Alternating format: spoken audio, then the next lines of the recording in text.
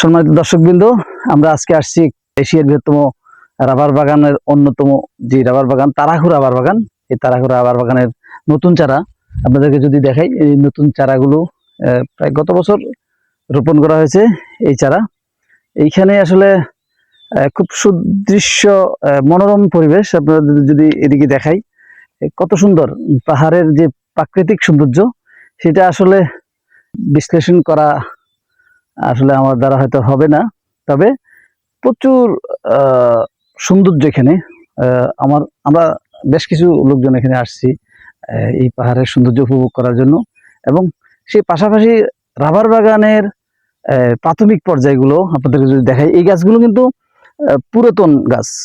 যে গাছগুলো কেটে ফেলা হয়েছে এগুলোর বয়স হয়ে যাওয়াতে এখন নতুন চারা রোপণ করা হয়েছে। এই গাছই সম্ভবত 7-8 বছরের মধ্যে আবার বিশাল আকারের গাছ হয়ে যাবে, যেখান থেকে প্রচুর পরিমাণ কষ আহরণ করা হবে এবং সরকার প্রচুর টাকা এখান থেকে আয় করে। একমাত্র রাবার গাছ দিয়ে যদি বলি, একমাত্র রাবার গাছই আছে যে কিনা প্রত্যেক দিন আপনাকে উৎপাদন দেয়। এমন কোনো গাছ আপনি দেখাতে পারবেন কিনা আমি জানি না। দর্শকদের প্রতি অনুরোধ থাকবে, কারো যদি এরকম তথ্য থাকে জানাবেন।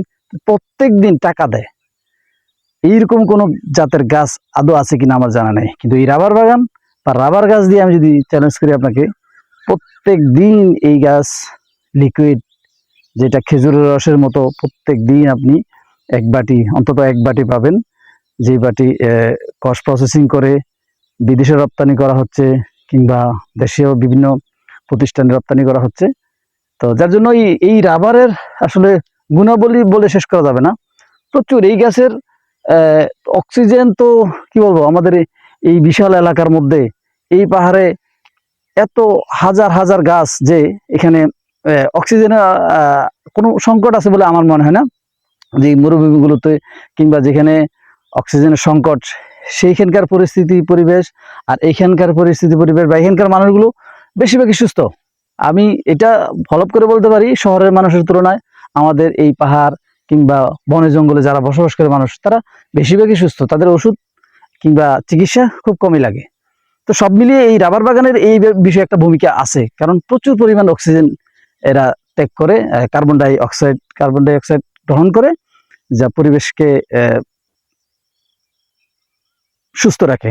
তো আমরা এই পর্যায়ে আরেকটা যদি বলি, এই রাবার গাছের পাতা, আমরা শীতকালে কিছু পাতা আপনাদেরকে দেখিয়েছিলাম আরেকটা ভিডিওতে, যে প্রচুর পরিমাণের পাতা এই লেভেলে পড়ে থাকে, যেগুলো থেকে জ্বালানি, বিশাল আকারে জ্বালানি সংগ্রহ করা হয়, একদম গ্যাসের চুলার মতো এই পাতার আগুন।